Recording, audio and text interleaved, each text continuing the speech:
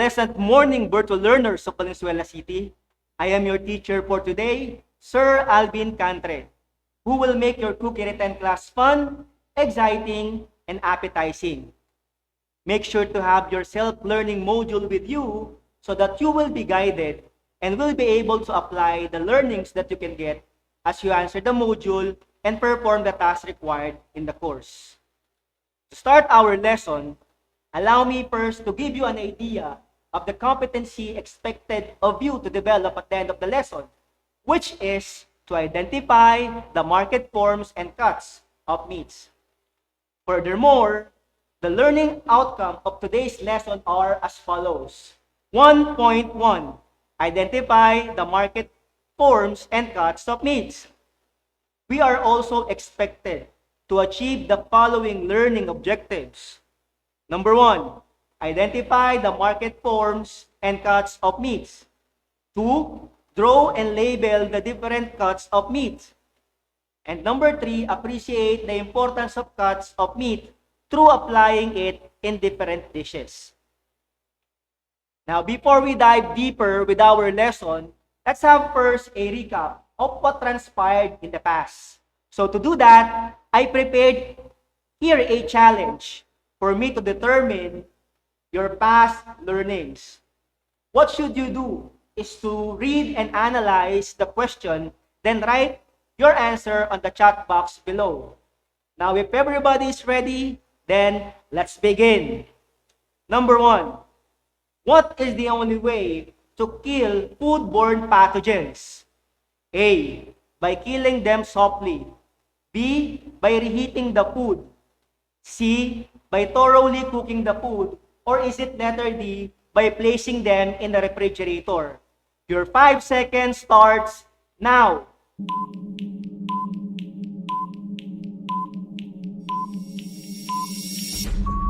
If you answered letter C, then you are correct.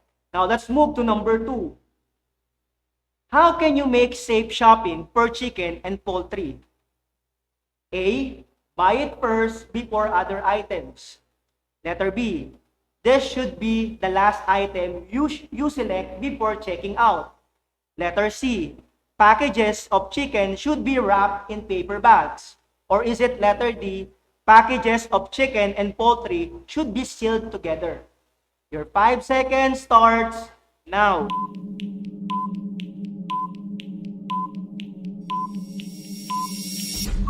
If you answered letter B, then put a check on your paper because you are correct. Let's move to number 3. Why is there a need to look at the date of sell by or use by? A, for product expiration. Letter B, for federal compliance. Letter C, for federal regulations. Or is it letter D, for product consumption? Your 5 seconds starts now.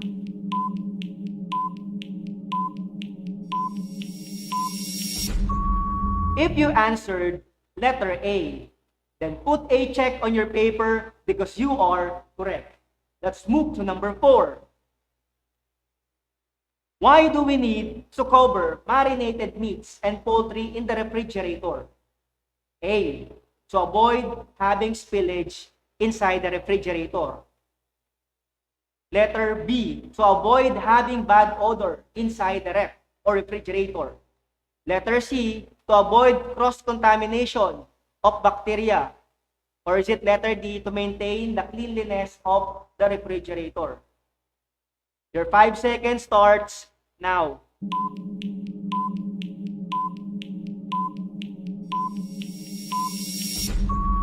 If you answered letter C, then put a check on your paper because you are correct. Let's move to the last number. Number 5. What bacteria is prone to contaminate raw chicken and poultry, which is responsible for more cases of food poisoning than any other pathogens if did not follow safe procedures, safe food handling practices, rather? Letter A, bacteria. Letter B, fungi. Letter C, parasite. Or is it letter D, salmonella?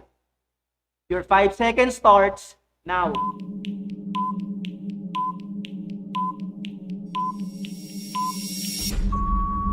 If you answered letter D, then put a check on your paper because you are correct. Very good. It seems that most of you were able to recall our past lesson. Now, this time, I prepared here an analogy game. Now, the mechanics of the game is this. Below are word problems that consist of two word pairs. Look at the first pair and decide how the two words relate each other. Then select one below so the second pairs of words have the same relationship. Now, the first one is given to you. Wild, untamed, blank, clue. Possible choices, hint, answer, problem. Now, the best answer is hint. Wild and untamed are synonymous words that have similar meanings. Therefore, the second pairs of words must be synonymous to one another. Hint is synonymous for clue. Now, if everybody is ready, now let's play. Number one. Again. Deer, venison, blank, chebon. Choices. Lamb, beef, goat. Your 5 seconds starts now.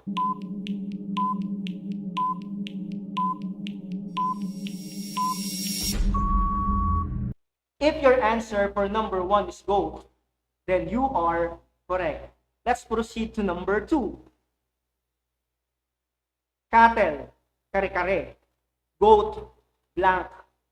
Sinigang, kaldereta, paksiw.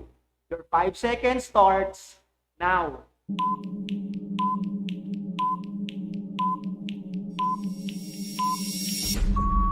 If your answer for number two is caldereta, then you are correct. Let's proceed to number three. Hog, pork, cattle, blank. Choices, venison, chibon, beef. Your 5 seconds starts now.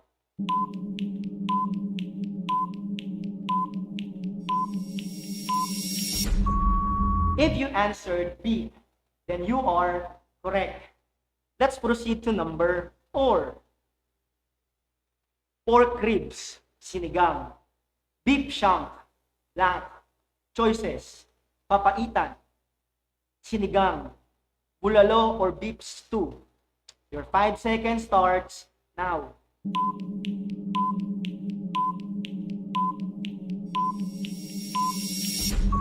If you answered bulalo or beef stew, then you are correct.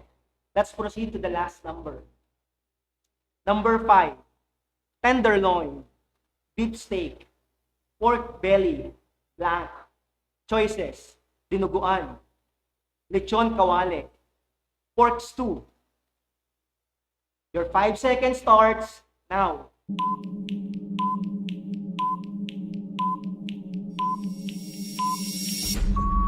If you answered lechon kawale, then you are correct. Very good. For those who got 5, you give yourself a big round of applause. Now, all of the answers in the game has something to do with our undertakings today, which is all about the market forms and cuts of meat.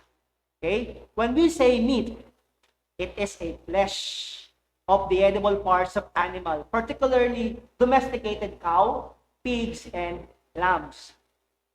It is used for cooking, including not only the muscle and the fat, but also the tendons and the ligament.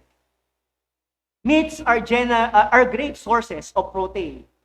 They also provide lots of nutrients your body needs, like iodine, iron, zinc, vitamins, especially B12, and essential fatty acid. Now, it gives a complete protein containing all the amino acids needed for the body. The fat of the meat, which differs widely in quality, variety, in cut, is a valuable supply of energy, and it influences the flavor, juiciness, and tenderness of the lean. Eating meat has several benefits or health benefits. Number one, reduce appetite and increase metabolism. Many studies have shown that high protein diet that includes meat increase metabolic rate, reduces hunger, and promote fullness. Number two, retention of muscle mass. Number three, stronger bones. And number four, better iron absorption. Now, to begin with our discussion, let's start with the market forms of meat. Now, there are many forms or way to market meats, such as fresh meats, chilled meat, cured meat, processed meat, frozen meat, and dry meats. Okay, let's begin first with fresh meat. Fresh meat is a market form of meat that is freshly slaughtered, has not been preserved and frozen. This is meat immediately after slaughter without undergoing chilling or freezing or any other processing treatment. This is the type of meat usually available in the wet and dry market, usually purchased by our mom for cooking different viands and menus. Now, second in the list is chilled meat. It is a market form of meat that is placed in a chiller or placed in a freezer. Chilling of meat is done to prevent or even to reduce the deterioration process, particularly microorganism development rather. Chilling has to be carried out quickly after carcass dosing at the end of the slaughter process, and the chilled state has to be maintained until the meat is processed for consumption. Now, let's move to the third, which is cured meat. It is a market form of meat preserved by salting, smoking, and aging. Curing process enhances the flavor of the meat. This also increases the shelf life of the meat, tenderizes it, and adds flavor. Meat needs to be undisturbed during this period. Now, let's continue with the fourth, which is processed meat. Processed meat is a market form of meat preserved by chemical processes. Processed meat has included many advantages, such as better taste, low possibility of meat-borne diseases, better lifespan, and a high amount of portability. Ham, sausages, pepperoni, and hot dogs are the best examples of processed meat. Now, next in line is frozen meat. Frozen meat is preserved by freezing. Now, there are several advantages for freezing raw meat and poultry. 1, minimal preparation. 2, quality of the meat is retained longer as compared to freezing cooked meat or poultry. The third is food budget ease. When grocery stores specials are used to stock up on favorite cuts. Next is pre-portion and trim meats, save preparation time later. And food is on hand for last-minute changes in meal preparation. And lastly is the dried meat. Meat can also be marketed when it is dried or dehydrated. In the dry aging process, meat hangs in a humidity-controlled environment in a way that exposes all of its sides with unimpeded airflow around the entire cut. You're pulling moisture from the meats over time. As that happens, the mold will extend its life and grow. Itag and tapa are best examples under dried meats. Now, that sums up the market forms of meat. Now that we are done with the market forms of meat, we will now proceed with the different cuts of meat. The meat section of the grocery store can be daunting. Why are some meats more expensive than others? Is a top round top or tender? Why does a porterhouse steak always cost a bit more than a T-bone? Why is it essential that flank steak be cut a certain way? Why is a chuck steak tougher than a rib steak when anatomically they are near each other in the animal? What makes different cuts of meat tough or tender? And how should each other be cooked? Now, the key to understanding the different cuts of meat is to understand where in the animal a certain piece of meat comes from. That is why culinary students spend so much time learning the anatomies of different animals. Meat is a muscle, and different muscles do different things in the body. One of the most important principles of understanding meat is that muscles that work more in the animal are tougher than those that use less. In general, the parts of animal that works the most are the shoulder, the neck, and the leg. The part of the animal that works less are found in the back, especially towards and including the small of the back, which is where we get T-bone and porterhouse steak. Now, let's identify the meat cuts of hog in its description. Let's begin with pork shoulder. This is the cut from the upper part of the shoulder, the widest part. Most common cooking method for pork shoulder include braising, smoking, roasting, grilling, and slow cooking. Next is picnic ham. It is a cut of pork taken from the upper portion of the foreleg, extending into and including the portion of the shoulder. It is not a true ham because it does not come from the back of the leg. The best cuisine for picnic ham is brown sugar glazed baked picnic ham. Another is the country style spare rib. What is a country style pork spare rib? Country style ribs don't usually come from the rib area of a pig. Instead, they come from the shoulder area, specifically from the fatty muscular section of the shoulder blade near the loin. When country style ribs have a bone, then it is not rib bone, but the scapula of the shoulder blade. Oven baked country style ribs and grilled country style ribs are the best menu for it. Another is the front hock. It is a cut from the front leg of the pig. Front hock is a very inexpensive and tough piece of meat that is loaded with connective tissue, ligament, and muscle fiber.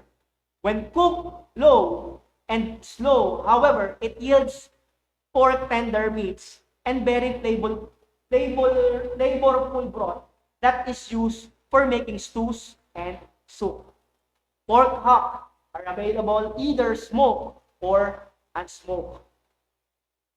Next in the list is pork loin. Pork loin is a cut from the pig's back and is large, lean, and tender. Roasted pork loin and baked garlic pork loin are best recipe for it. Another is pork chop or pork chops. Pork chop, like other meat chops, is a loin cut taken perpendicular to the spine of the pig and is usually rib or part of a vertebra. Pork chops are unprocessed, and leaner than other cuts. Chops are commonly served as an individual portion. Pork is one of the most commonly consumed meat in the world. Next in the list is baby back ribs. Baby back ribs come from the part of the ribs that are connected to the backbone beneath the loin muscle and are curved where the meat of the spine. They are called babies because they're shorter rather than spare ribs on the longest end. They're around 6 inches and they are tapered down into about 3 inches on the shoulder end. Baked barbecue baby back ribs is one of the best recipe for it. Another is pork belly. It is the cut coming from the pig's belly. Sliced pork belly with honey garlic sauce, braised and crispy golden pork belly are the best recipe for pork belly. And lastly is the sirloin. Pork sirloin is a cut from the back of the pig.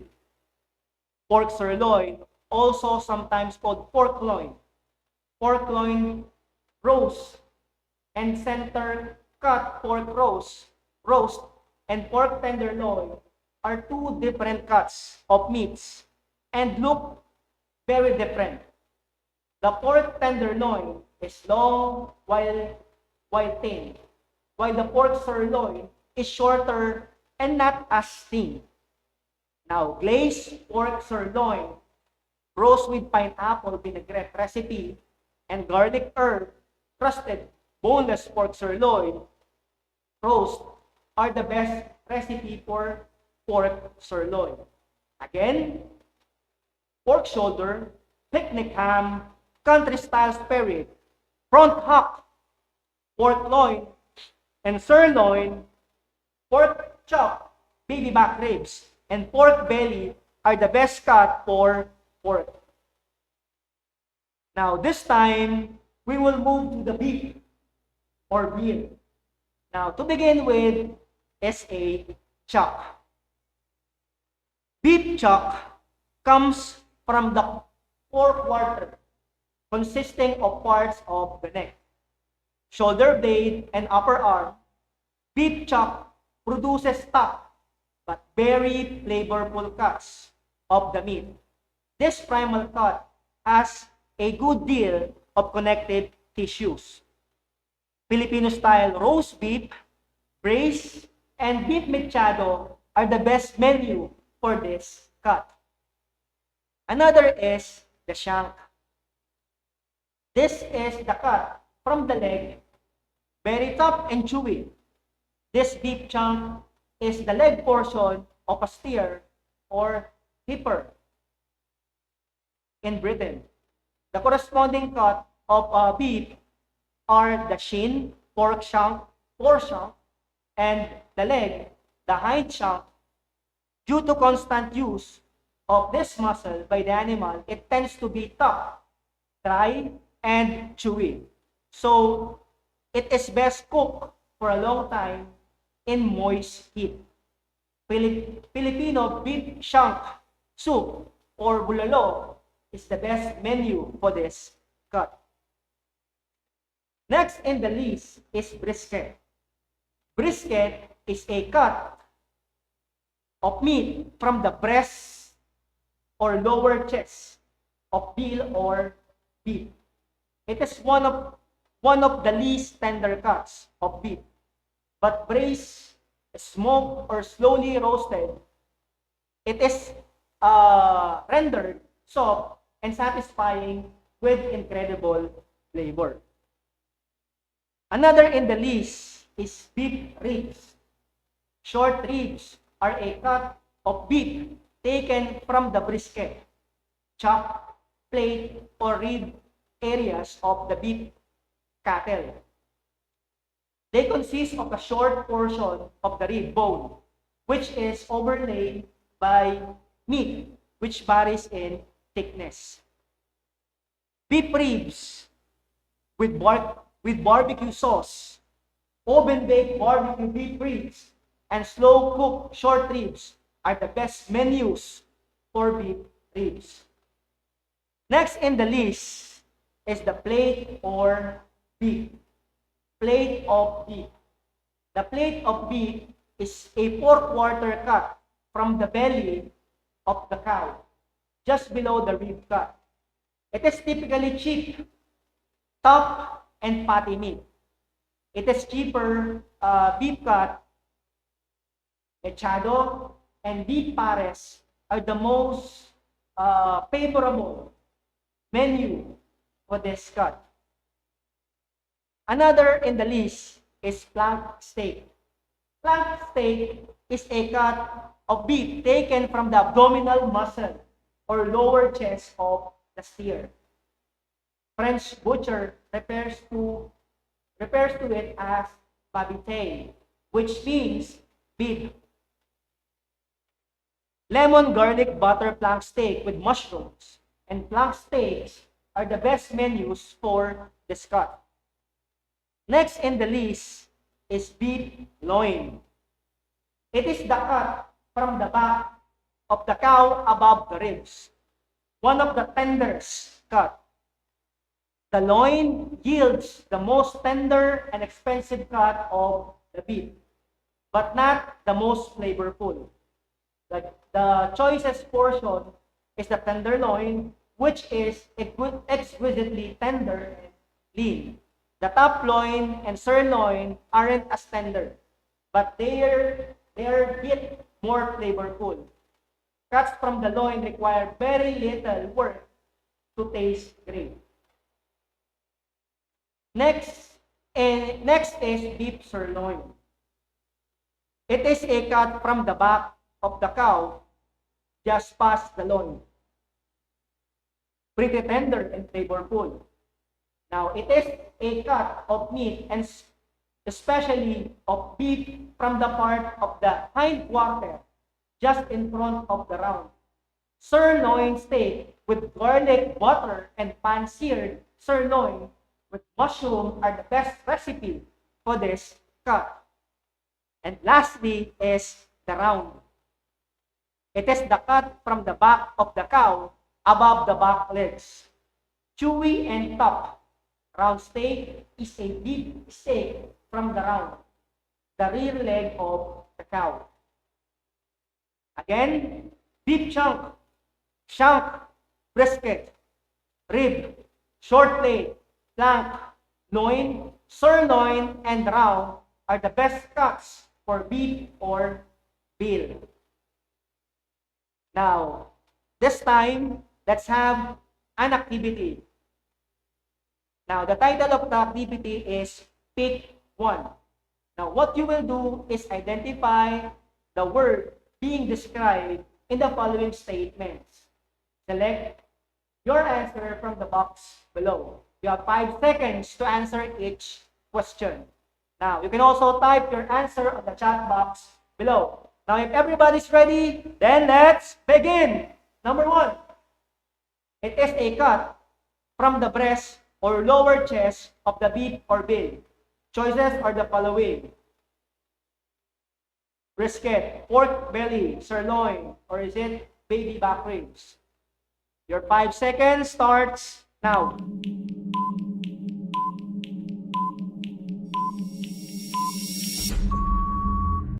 If you answered brisket, then you are correct. Let's move to number 2. It comes from hog's belly or underside after the loin and spare ribs have been removed. Choices are the following. Brisket, pork belly, sirloin, or baby back ribs. Your 5 seconds starts now. If you answered pork belly, then you are, again, correct. Let's move to number 3. It is a cut from the back of the cow just past the loin. Pretty tender and flavorful. Choices are the following. Brisket, pork belly, sirloin, or is it baby back ribs? Your 5 seconds starts now.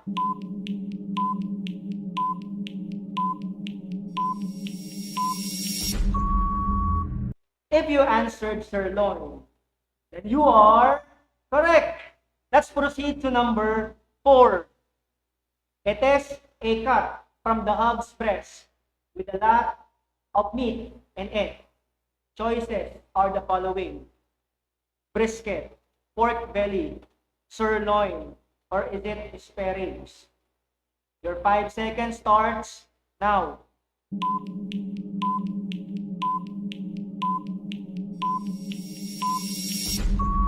If you answered spare ribs, then you are correct. Let's proceed to number 5. This refers to the cut from the ribs of the lamb. This is also the most expensive cut. Choices are the following: brisket, pork belly, sirloin, or is it chop or rack? Your 5 seconds starts now.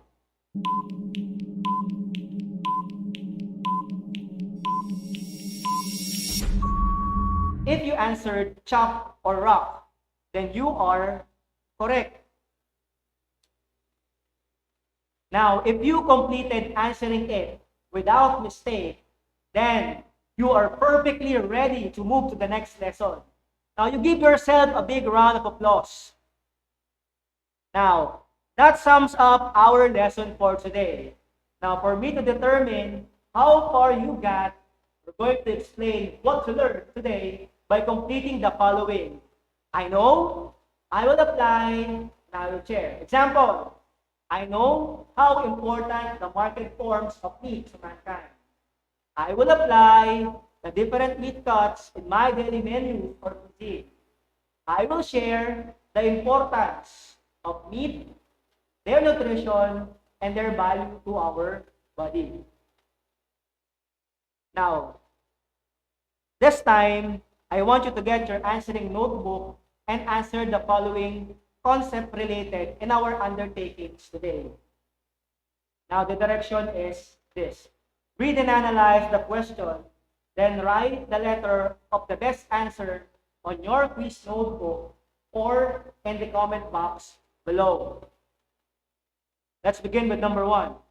It is the flesh of domesticated animal, particularly cow, hog, and lamb. Choices: A, bones, B, fats, C, meats, or is it letter D, poultry? Your 5 seconds starts now.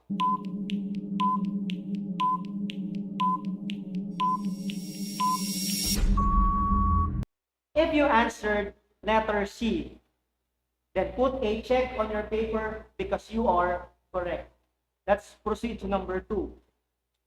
It is a market form of meat preserved by chemical process. A, chilled meat, B, red meat, C, fresh meat, or is it letter D, processed meat? Your 5 seconds starts now.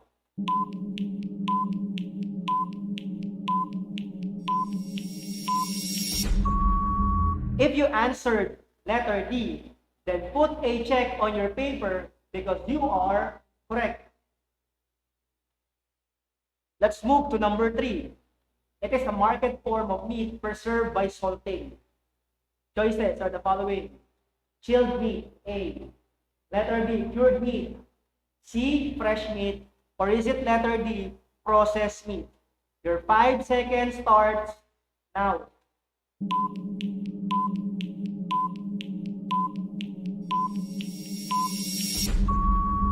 If you answered letter B, then put a check on your paper because you are correct. Let's move to the 4th one. It is a market form of meat that has not been preserved and frozen. A, red meat, B, fresh meat, C, processed meat, or is it letter D, chilled meat? Your 5 seconds starts now.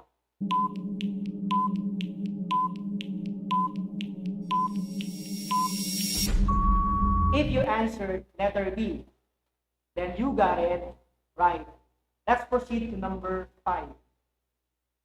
Which of the following is the tenderest cut of beef? A, brisket, B, loin, C, sirloin, or is it letter D, chop? Your 5 seconds starts now.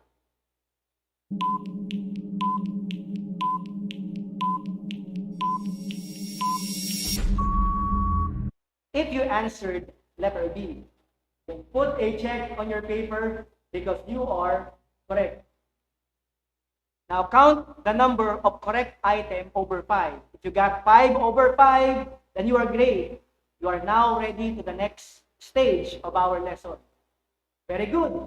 Keep up your good work. Now this time, for your assignment, ask your parent to design a meat menu. Create a clear description of the menu with a pork or a beef in it. What meat would you choose and the method of cooking you will employ and why? You will be graded following the rubric for scoring or the scoring rubrics. Now, if you have questions or clarifications regarding the lesson, please free to ask your subject teacher in TLE, and they are very much willing to answer all your queries. Now, that ends our lesson this morning. Again, happy morning and have a great day ahead. See you next time. Bye-bye.